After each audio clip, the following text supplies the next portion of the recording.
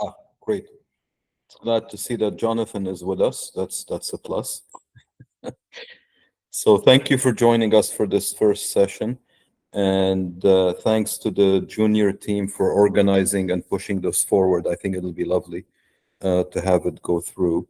So in a few, I mean, I'll introduce Jonathan in a little bit, but in terms of the structure, the way we're going to run this is we're going to have like a talk from a more senior investigator, but also in the middle of the talk, which in the future will have a junior investigator, not necessarily related, but in this case, a senior postdoc from Jonathan's lab, Daniel Sprague, will give a short talk in the middle.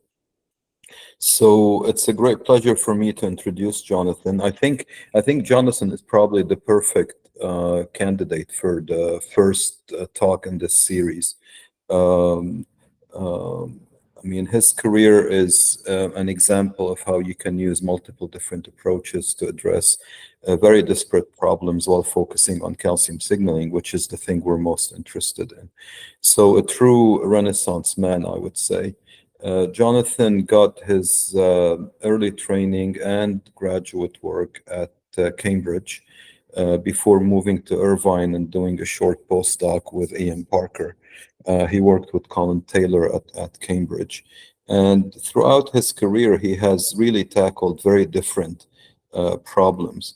With more recently, his lab is focusing more on targeted-based drug discovery and the TPC channels. I don't know which topic he'll talk about today. Has been extremely productive in terms of scientific productivity, in terms of papers, high impact throughout, but also very importantly, very involved in training students and postdoc throughout his career. And also he's been both a very successful scientist, but also as an administrator where he currently serves as chair. So with that, I'll leave it to you, Jonathan. Great. Thank you, Khaled, very much. I'm going to get screen sharing started if I can figure things out. How's that going? Are we good? Yeah, we can see it. The laser pointer. Super. Well, welcome everyone. That was, I'd like to thank everyone on the ECS, the Junior Organizing Committee, for getting this next series of ECS talks going. I'm sure there's going to be a whole bunch of fantastic contributions in this series.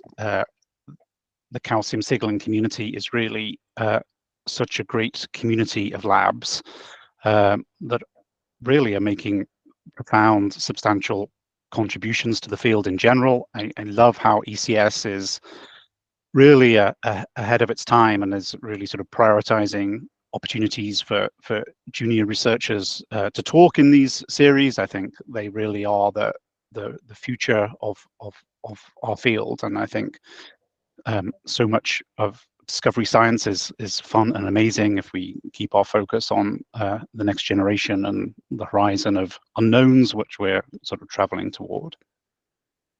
So what I'm going to talk about today is somewhat different, but I hope that's synonymous with interesting for you all. I'm going to talk about work in our lab, about drug discovery for TRP channel targeting for infectious disease. And I did talk in the prior ECS series, I think 3 years ago. So when Martin contacted me for this, I thought, oh crap, this is a bit of a progress report.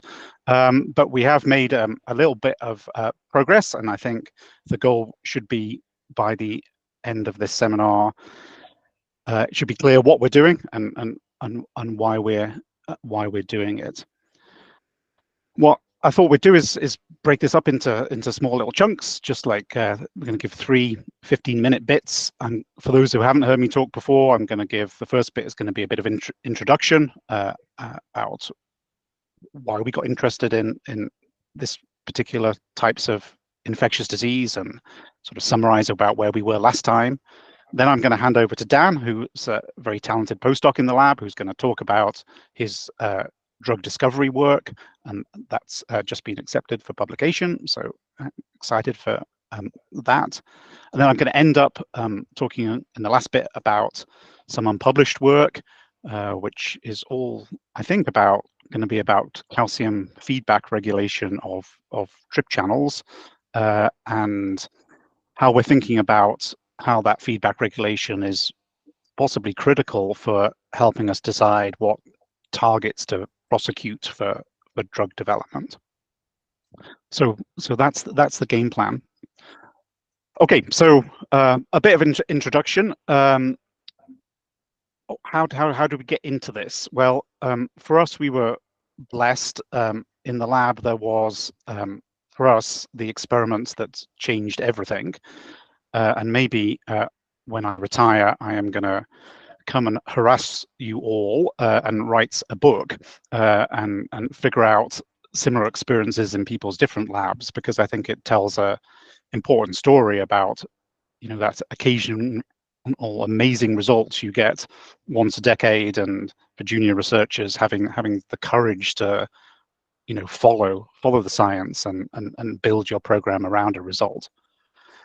And for us, the experiment that we did that changed the direction of our lab was that we were working on free-living planarian flatworms, and we were doing essentially a developmental biology project. There's a long-standing history of from Mikoshiba's lab, from Mike Levine's lab, about calcium and patterning in development, anterior, posterior, left, right, and dorsoventral patterning. And we were using these worms to see what was the effect of calcium signalings on wound healing and stem cell differentiation. So there's our little worm. You could chop off its head and its tail, giving you just a trunk fragment left. And we were doing these very sort of simple experiments about putting that drug fragment in drug, and then a week later scoring, did the wound heal? Did the appropriate tissues regenerate at the right place with the appropriate polarity? And in our small drug screen, there was one drug that gave us this phenotype, and even we were awake enough to realize that this was an impressive outcome, that at every site of wounding, these two sites of wounding had both regenerated an entire fully functional nervous system rather than the usual head and tail regenerative pattern. And these worms were quite happy and viable and functional. So we thought, great, okay, let's go to the Sigma catalog and find out what this drug is and what it does, and then we can interrogate these signaling pathways to look for development. And what the drug was a drug which I commonly refer to now as the most important drug that no one has ever heard of, is a drug called praziquantel. It's a very simple drug. It's a clinical therapy. It's used to treat a parasitic infectious disease that is caused by blood flukes called schistosomiasis or bilharzia. And this is a large tablet of praziquantel being given to a kid in the field. It's a chiral drug, so there are two enantiomers, R-praziquantel and S-praziquantel, that are part of the clinical formulation. So we were like, okay, this is super fine. We've got a hit in our drug screen. It's a well-known clinical drug. And then for us, the sort of startling kicker is that the target of praziquantel is completely unknown, despite being in clinical usage for, I think, almost 50 years now. This is praziquantel exemplifies one drug that has gone through the approval process that we don't actually know what the target of the drug is. And for us, we were quite startled by that and thought, well, you know, here is an opportunity where we need to make a contribution, not so much now for solving our regenerative worm problem, but maybe for figuring out how this drug is working in the field and how we could maybe make different and improved therapies. So just, I think, 2 slides just to give you a bit of background on schisto, because it will come relevant at other points in this talk. What you can see under light illumination in this beaker up at the top is a snail, and if I were to be able to get the movie to play, which I'm not sure I can. Oh yeah, there we go. You can see this snail is sort of shedding little creatures, and those creatures are the infectious life cycle stage of schisto. They're called Cercaria. They look like little torpedoes, and what those torpedoes do is they come out of the snail in sunlight, and through a triumph of what is sensory physiology, these little torpedoes find their next host, which could be a bird, a cattle, or a human. And then what they do is they burrow.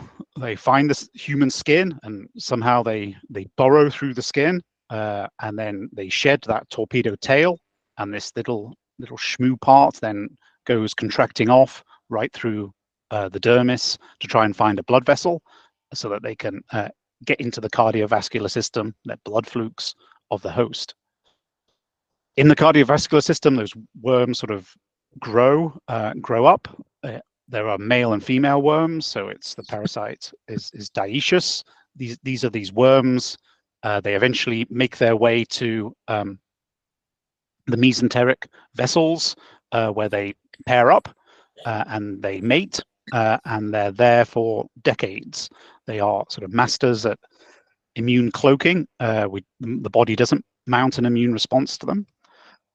The problem with the disease is caused by the eggs that they lay. So they're prolific egg layers. They lay hundreds, if not thousands, of eggs per day. And that's what an egg looks like. And these eggs, as they try and work their way out of the body and get back to pond water where they can reinfect snails, they cause local granulomatous reactions, so local inflammation, sort of seen here in the liver. And that weakens surrounding tissue, it weakens walls of blood vessels, starts to cause portal hypertension, and that gives you the phenotype of this hepatosplenomegaly that you see in a lot of kids who have schisto. So that's a quick tour through the life cycle stages. Just a bit of word about public health. There are a variety of different species of schisto that cause disease. 250 million people around the world are infected with schisto. We have one drug. I've told you we don't understand how it works. Praziquantel, although it's great, is not completely curative for all life cycle stages of the worm. So for juvenile worms that haven't quite sexually matured, it's not very good at killing them.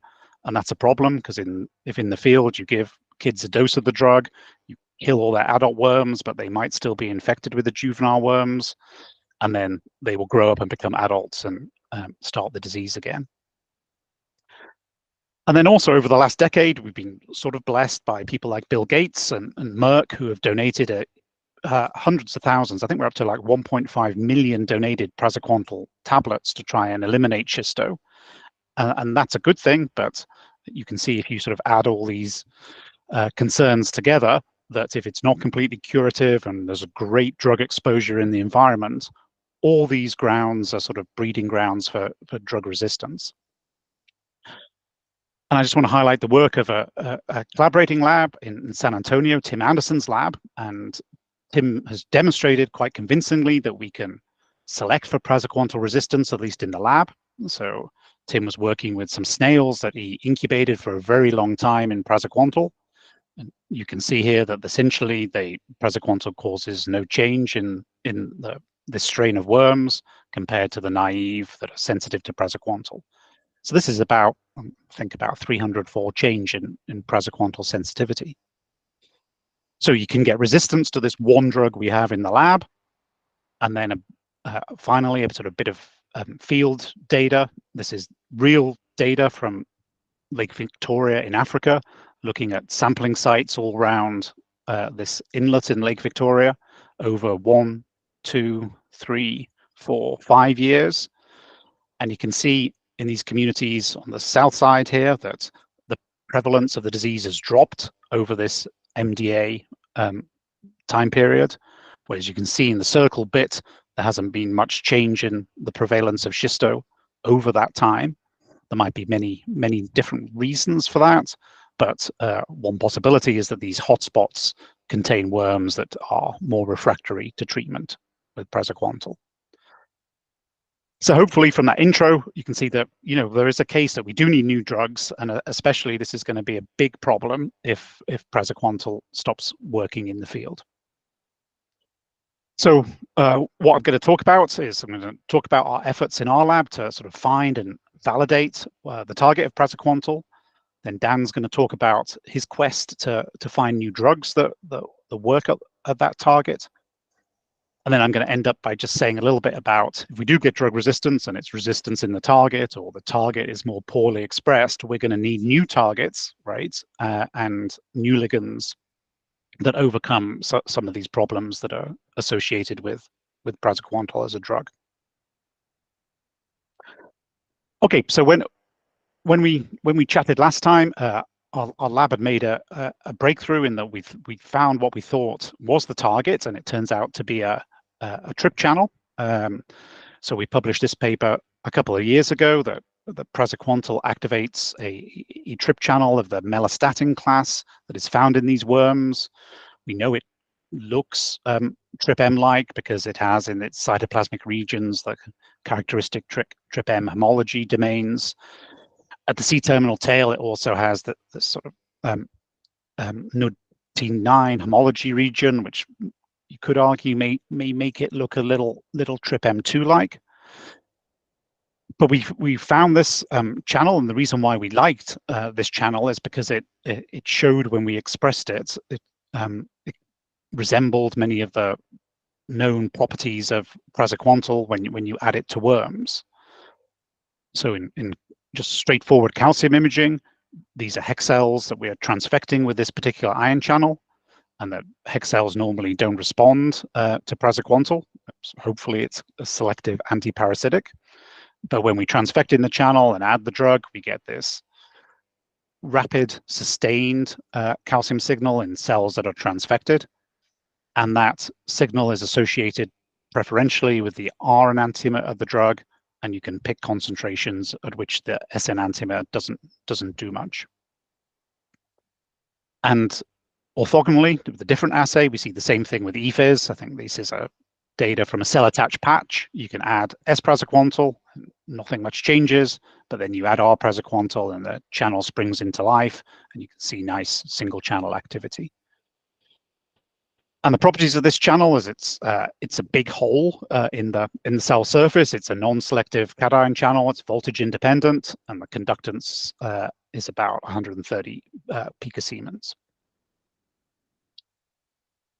That's all the properties of this channel in vitro that we were studying. What about coming back to what praziquantel does to worms? And you can see here is that if you chuck praziquantel on worms in a dish, you get this rapid spastic paralysis. And if you look at muscle tension, you can see that the kinetics of that muscle tension almost perfectly reflect the kinetics of the trip channel calcium signal.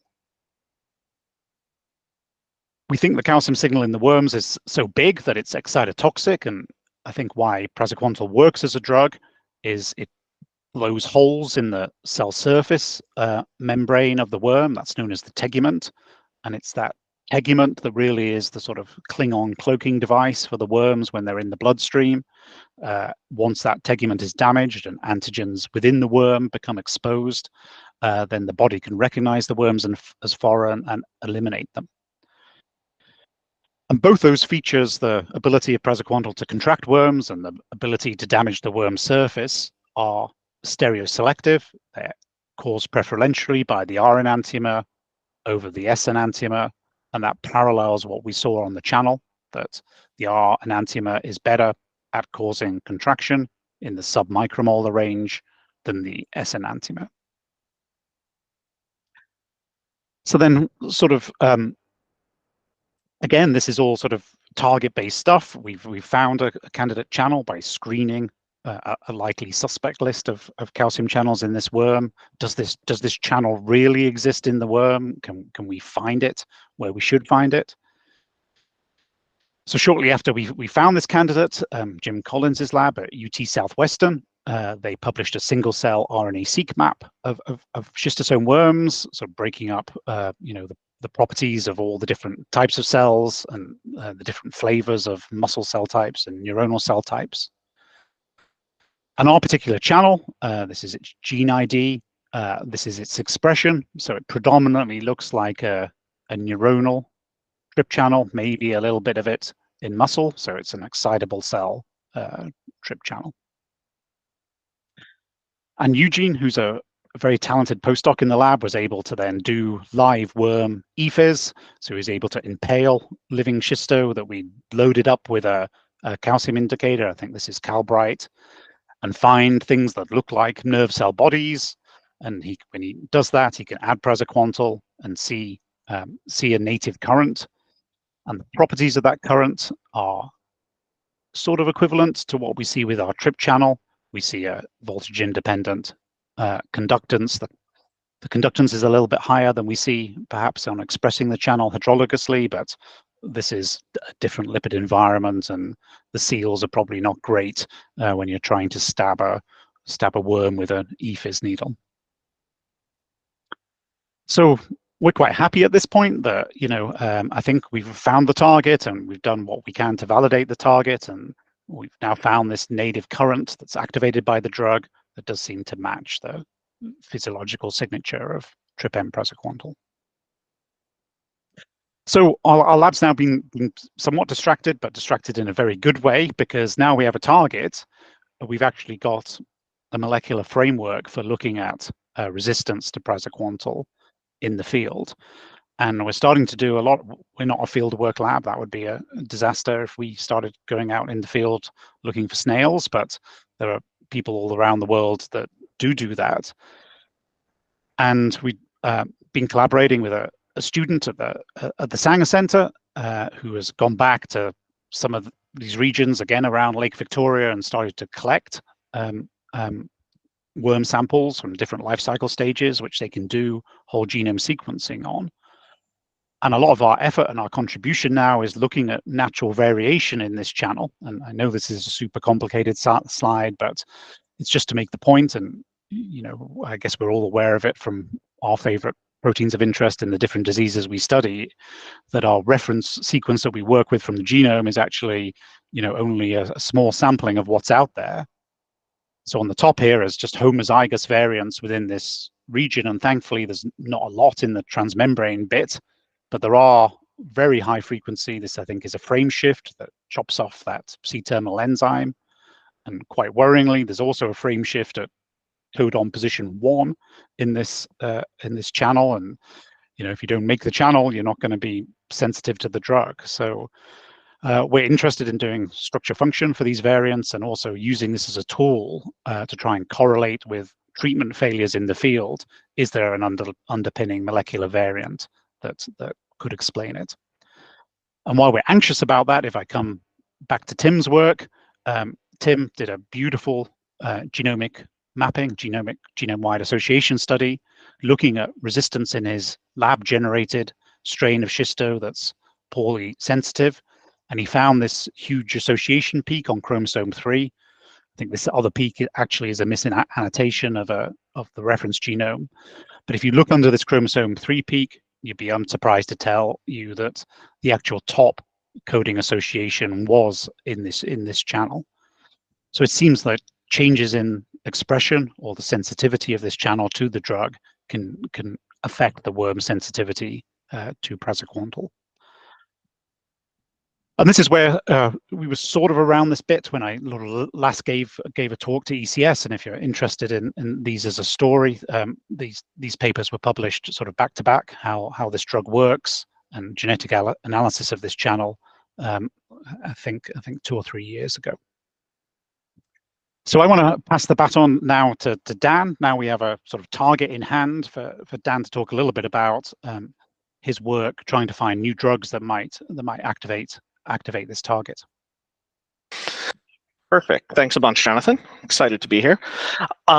So Jonathan just gave you a nice overview of praziquantel and the target. Can I get the next slide, Jonathan? Thanks. And so praziquantel overall works well. We talked about schistosomiasis, which is a blood fluke, but praziquantel is also used to treat tapeworm infections. It's also used to treat a lot of liver fluke infections. But what's interesting is it doesn't work on the fasciola genus. And so Jonathan was talking about acquired resistance to praziquantel in the field or in the lab, but here we have a natural fluke that is insensitive to praziquantel. And so fasciola is a liver fluke. And it infects about 10 million people a year. And sorry for anybody who's just eaten on the right-hand side here. They're pulling liver fluke here out of a liver. And it infects about 10 million people a year, but also, intriguingly, it spoils about 3 billion pounds of livestock in the UK alone every year. So it's a major health problem. It's obviously not treated well by praziquantel, like I was just saying, and there's resistance to it in the field now. And so we were intrigued by this lack of activity with praziquantel because Fasciola hepatica and the whole Fasciola genus do have the channel. They have TRPM praziquantel. And when we throw praziquantel and schistomancini, as Jonathan just showed there, you get this nice dose-dependent calcium response. But when you put it on the hepatica variant, you get no response. And again, we were excited about that because target matches phenotype now, but we were intrigued as to why. What is the reason? Why do we not get a response here? And so to initially jump into this, we went ahead and we built a homology model. There's no empirical structure of TRPM praziquantel, but based off of different empirical structures of M2, TRPM4, and TRPM8, we were able to put together a TRP channel, which looks like your standard TRP channel. It has 4 transmembrane helices that form a voltage sensing-like domain with a TRP box at the bottom and then your 2 pore helices.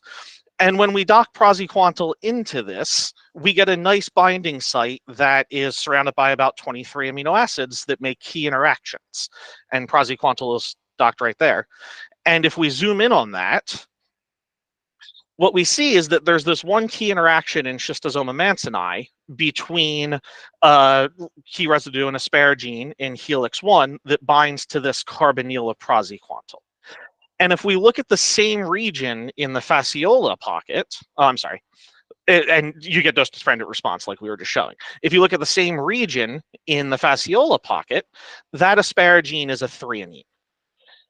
And it's predicted to not make an interaction with that carbonyl, and we think just crudely that you need an interaction with helix 1, helix 4, and the TRP box for activation.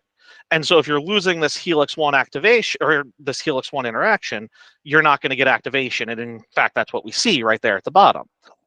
But when we go ahead and if we make the reciprocal mutants in the channels, so if you make the N to T variant in the schisto backbone, the channel's dead. And if you make the T to N variant in the fasciola backbone, now you have activity again. And so we were pretty confident that this is the reason, this loss of interaction is the reason why fasciola's channel doesn't work. And for a reason to be worried in the field about resistance, this is just a single nucleotide variant that's naturally found, that's causing naturally found resistance to the drug. And so we looked at this and we thought, well, surely this isn't surely we can overcome this resistance by designing around that somehow. And if we could find a drug that activates both channels, now maybe we have a broad spectrum flucoside. And so the way we did this is we took our calcium assay and through help with Scripps Florida, we miniaturized this into 6 microliter volume assays in the 1536 well plate. And we screened the schistosome channel with over 600,000 compound wet screen. And then we counter screened this on fasciola. And we did that so we didn't have a positive control for the fasciola ortholog. So we started with schisto to find something that works on both. And when we did this, we took praziquantel, right, which again works on schisto, doesn't work on fasciola, and out popped a couple of hits of this benzimidoquinazolinone scaffold on the right. And at the top here, you see the first analog we're calling S5. Now it activates the schisto channel at about a micromolar. And for the first time, we see activity at the fasciola channel, which was really nice. And I'm a chemist by training. Through a lot of medicinal chemistry, I was able to go ahead and optimize that.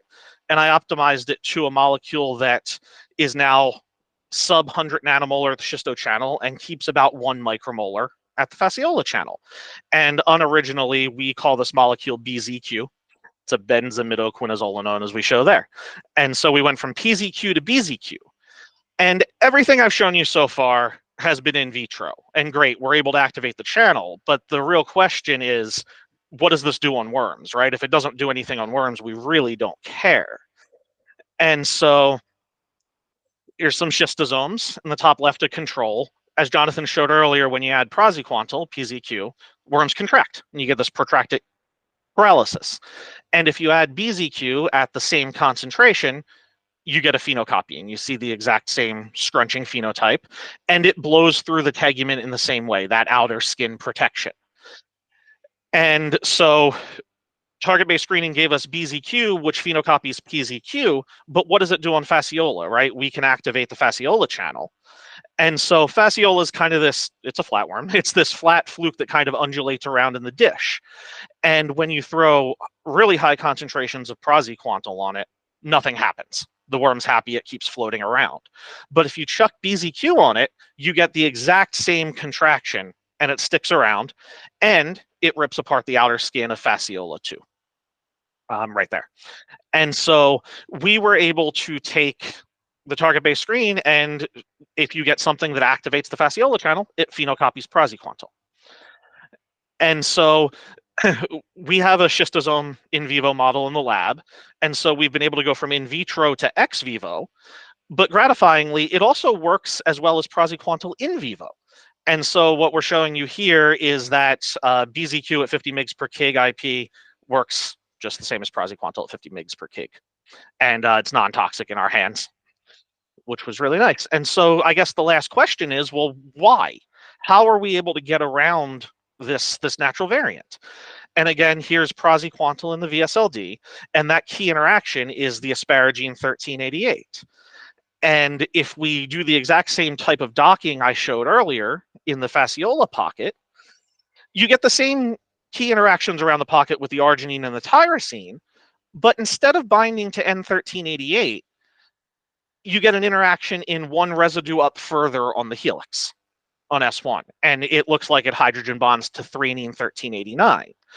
And threonine 1389 is conserved in all of the fluke channels. And so if it's able to grab onto a conserved residue, here it is in 3D space, where on the left, praziquantel needs the asparagine. On the right, it needs the threonine one further up. And mutation data supported this. And so what we've been able to do here is basically a target-based design of new drugs for organisms that need new drugs. And if you're interested in this, this will be up online soon if you want to learn more about how we went about that. But what this allowed us to do now is look at even more difficult organisms. And so, next slide. Cool. And so what we've shown you so far is this fasciola T difference here. But Claudia, a great grad student in our lab, took this bioinformatic tour de force to look at all of the flatworm channels. And when you do that, you also find that there's another variant that's extremely detrimental. The E on the trip channel, or in the trip helix, is a gatekeeping residue. We found in this paper shown on the bottom left here, and it really affects praziquantel being in the binding pocket. It kind of flips into the pocket, and through molecular dynamics, we show that it forces praziquantel out. And so this is some fish parasites that are a big deal, and they're not really responsive to praziquantel as well. But then there are some classes of tapeworms that cause rare but extremely severe disease. And so they also have this E.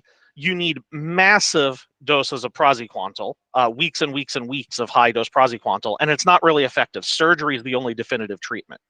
And what you're looking at here on the right is sparganosis. It's a tapeworm that kind of lives in vesicles on the skin, comes out, burrows out, and then it's not great. Surgery is the only definitive treatment. And so now that we have a target and we've been able to design around a key residue, that T, further steps are designing around these other organisms that really need better treatments.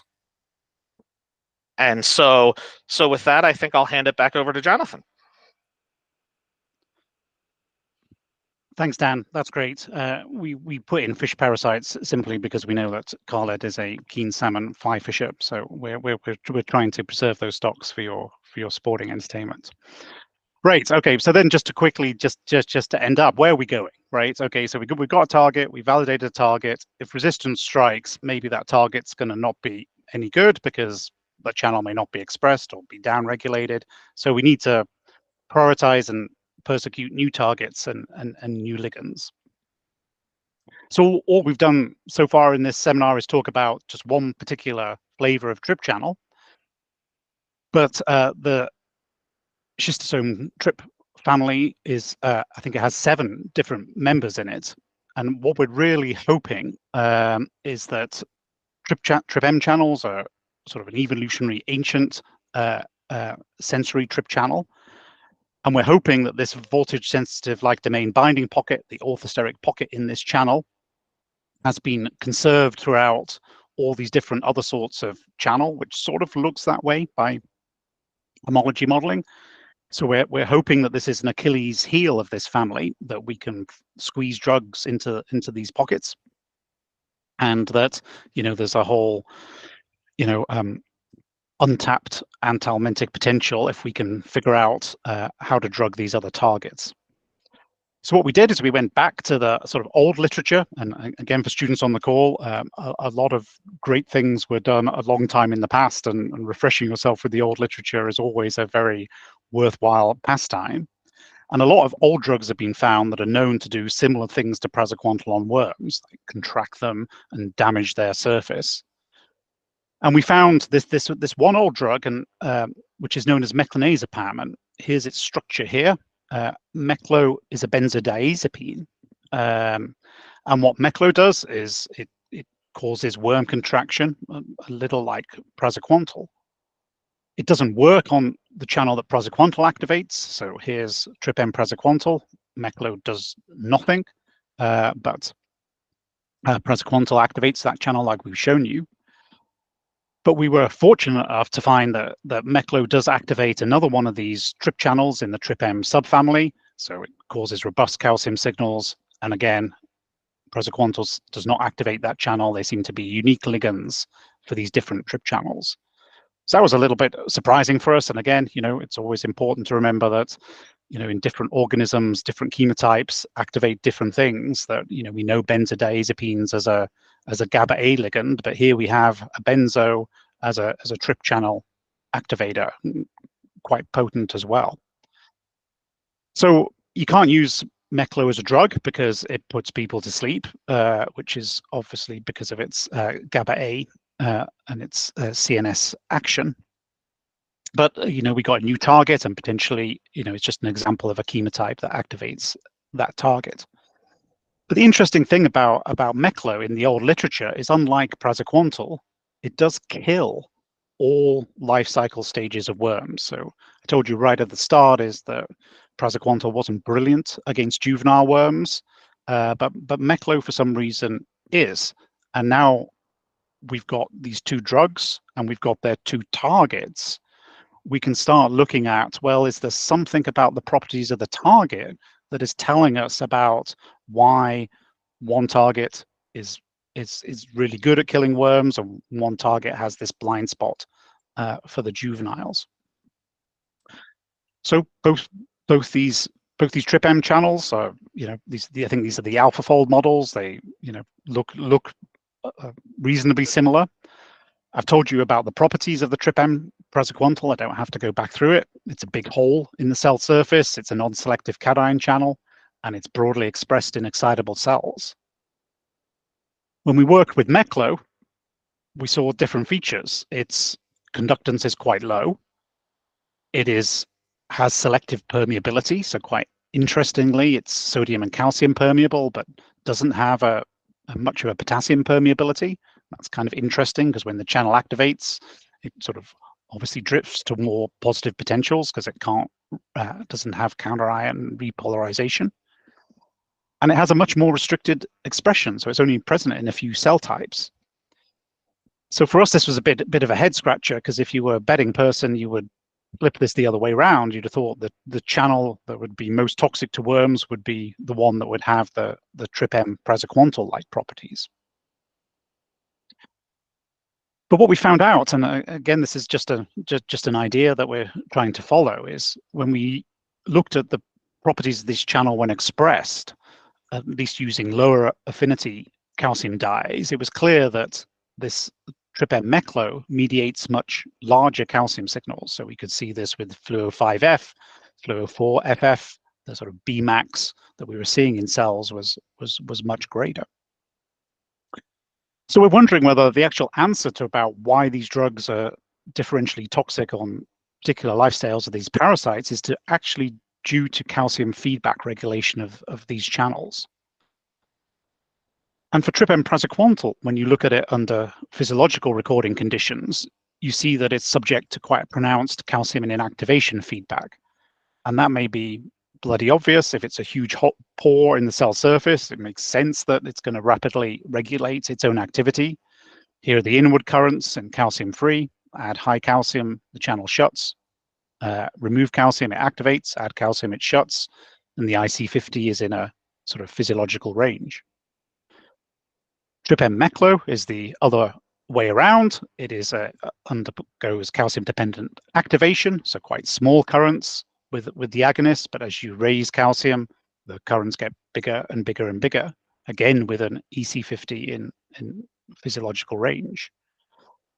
So we think that this may be really integral to the answer about which target to take forward to prosecute if we really want to kill these juvenile worms. So our model is sort of like, okay, we've got these two targets. We think the new channel we found mediates much larger calcium signals and is more likely to be a depolarization force within cells. And while in adult worms, the size of those calcium signals is sufficient to blow holes in the tegument and exceed the regenerative capacity of the worm, what we think in juvenile worms, and young worms like young people have a much better ability to regenerate, that in the juvenile worms that they are more packed full of stem cells and they have a higher regenerative capacity, that maybe that the calcium signal that is made by TRP praziquantel just isn't enough to cause a long-lasting damage to the worms and they can recover. But agonists of this channel, of which meclo would be one, are still able to be toxic because the calcium signal through the channel exceeds the ability of the worms to recover from it.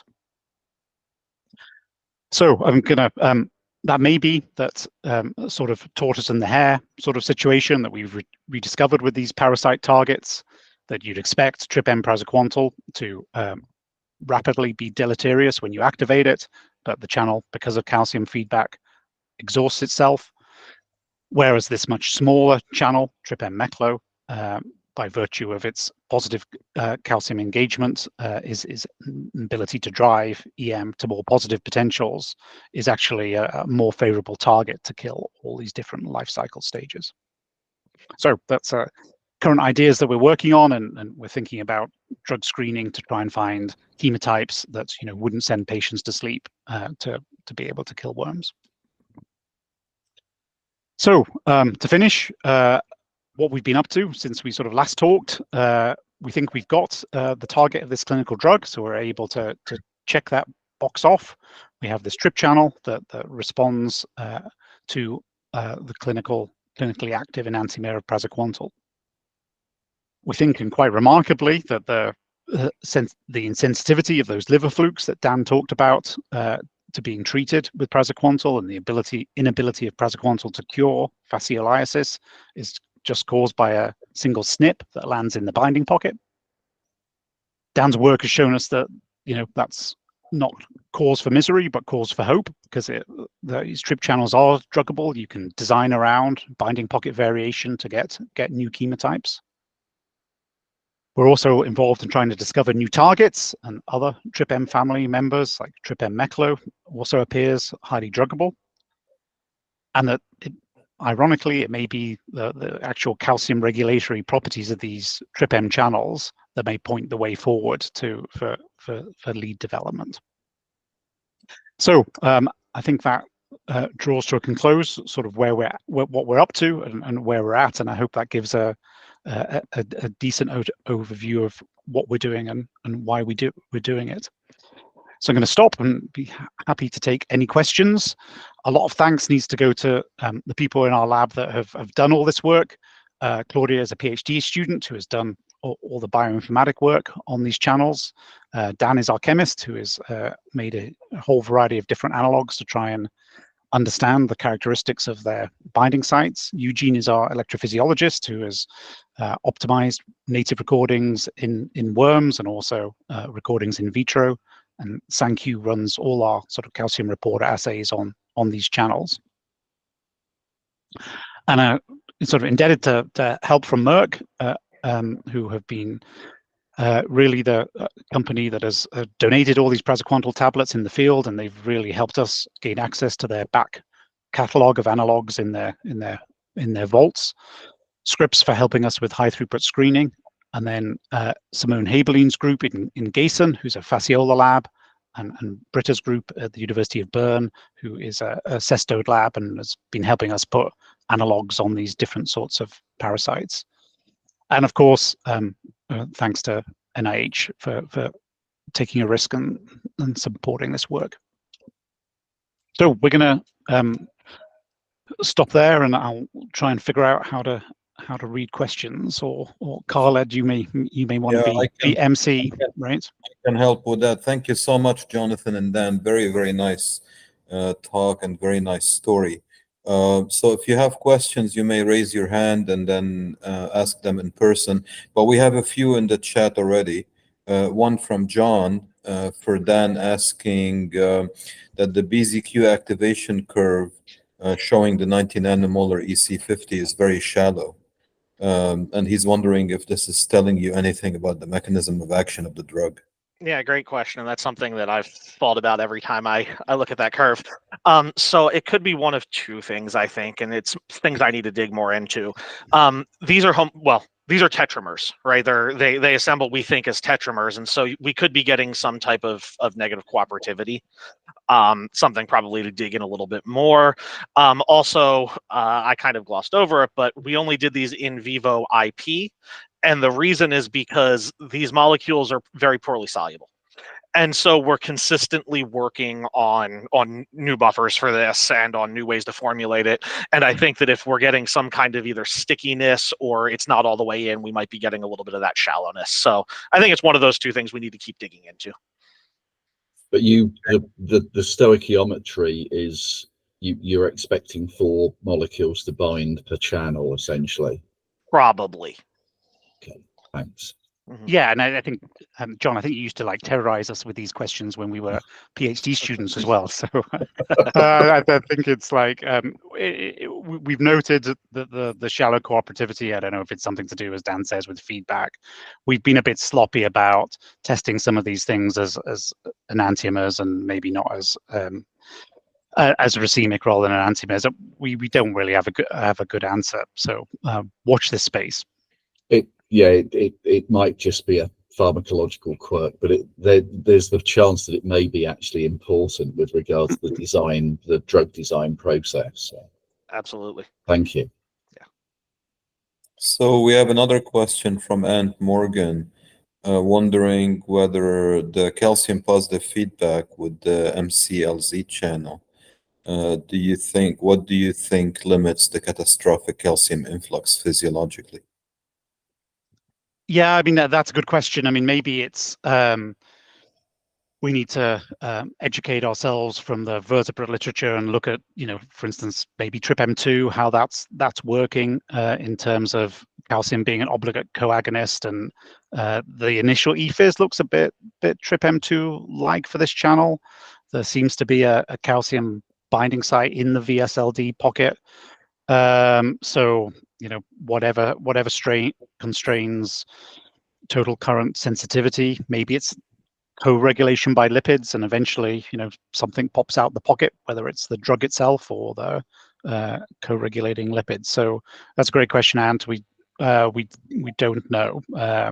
Maybe it doesn't. Maybe these few cell types in which they have this channel are just catastrophically swamp the worm with neurotransmitter. So it could be a channel explanation, it could be a whole worm explanation. We don't have any clues yet, but I think you've perceptively spotted an answer we need to find. And along the same lines, Sandeep was wondering whether the expression of the TRPM-MCLZ contributes to its efficacy in vivo. Yeah, I mean, again, Sandeep, spot on. I mean, we were looking at target-based properties, but where it is could be important. Meclo seems to be in a few specific muscles and a few very specific neurons. Whether they're involved in, the chemosensation of the parasite, what it's doing endogenously, I don't know. A word of caution is we always talk about expression, and where we have this beautiful RNA-seq atlas, it is an RNA-seq atlas, right? So at the moment, there's no protein antibodies for either of these proteins. So whether the RNA-seq distribution really represents protein distribution, I think, is another unknown. But yeah, looking at the essentiality of those cell types to the drug is something that we need to do. Wonderful. Ursula, you can go ahead.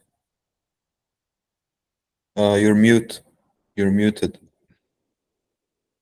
Yeah, excuse me. So I'm sure you have mentioned it during your talk, but I might have completely missed it. How far removed in evolutionary terms are these channels from the human situation, and are there drugs in human in the human system that might also target the worm channels? Dan, do you want to take that? Sure. So the answer for how far they are removed evolutionarily is very. The properties seem to be kind of this, we talk about it being a melange of like properties kind of smashed together, like our TRPM praziquantel has the nudix domain of M2, but the binding pocket looks like an M8 type of that. The sequence homology is very low. It's in the 20 to 30%. As for human drugs that also may hit them, we didn't show any of that today, but intriguingly, nimodipine is a calcium agonist that also, or antagonist, calcium channel antagonist, right, for you guys, that also actually activates TRPM-Meclo. We've shown that weekly, but also activates it. And so, yeah, we might be able to get together and find targets that do both, sure. Also, praziquantel activates human TRPM8. Intriguingly, the opposite of enantiomer. So S praziquantel is the sole active constituent at TRPM8. So yeah, there's complementarity. So you might also consider like drug repurposing strategies then, which might, like really pave the way, make it much more quickly. Yeah, absolutely. Okay. Yeah, I think one, as a mischievous, evil person, one thing that I would really like to do is, find some interactions in the parasite that we can then bring back to humans as well, because people are always like, you're working on parasites, why are you working on parasites? But I mean, if we can show that by understanding, for instance, benzodiazepine regulation of TRP channels, and we could show that was also relevant in humans, I think we're interested in repurposing both ways. So if I may ask a question, have you guys considered, rather than small molecules or complementing small molecule approaches with, say, microRNA, siRNA-based LNPs, are these permeable to the worm? Are they realistic to use in the field? Because that could give you a lot more specificity a lot quicker. Yeah, so I mean, that's a great idea. I mean, I think there's a lot of groups in parasite world looking at host-parasite interactions through RNA regulation. So parasites give off a whole variety of vesicles and exosomes that change host properties. So one would hope you could exploit that in both ways. And actually, in the field of autoimmunity, this is a huge thing, how parasites dampen the host immune system. So people that have a variety of gut disorders like ulcerative colitis, or have more general autoimmune disorders like RA, there's this sort of dark literature about people intentionally infecting themselves with tapeworms to get symptomatic improvement, and it's a thing. The phenotypes are there. We're super interested in regulation of the channel with targeted RNA therapeutics because most, for instance, of the resistance markers that Tim Anderson picked up on don't fall within the coding region of the channel. They fall either within non-coding regions or maybe in the channel promoter. So I think maybe a prediction when a lot of groups come back from the field looking for coding variants in the channel, what I think is that I would predict resistance is more likely to be coming through changing the expression of the channel rather than like a fasciola type variant in the binding pocket. So yeah, I think we do have to understand how different sorts of microRNAs and link RNAs are regulating channel expression, if that's kind of where you're going. Wonderful, wonderful. Well, we're right on time. Perfect timing. Thank you, John and Dan, again. This was wonderful. And thank you all for joining the first session. I want to thank Femke for organizing, and we look forward to the next talk. Any closing words, Femke, before we? Yes, on behalf of the whole team, I want to thank you indeed, the both speakers and chair, for kicking off our series. And the next webinar will probably be in the beginning of April, but we will communicate it further through the newsletter or through X or another email. And again, send abstracts for early career researchers for a short talk, and we're happy to organize the next webinar. So thank you all. Yeah, thank you everyone. Thank you for coming. It's great to see everyone. Thank you.